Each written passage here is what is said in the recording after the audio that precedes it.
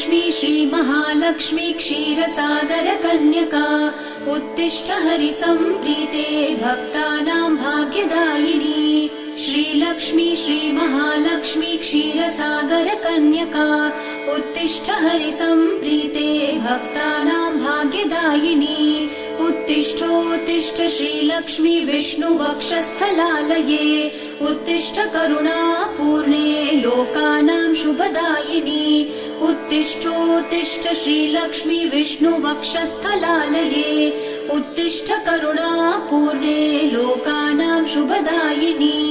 श्रीपद्ममध्यवसिते वरपद्मनेत्रे श्रीपद्महस्तचिरपूजितपद्मपादे श्रीपद्मजातजननी शुभपद्मवक्त्रे श्रीलक्ष्मी भक्तवरदे तव सुप्रभातम्।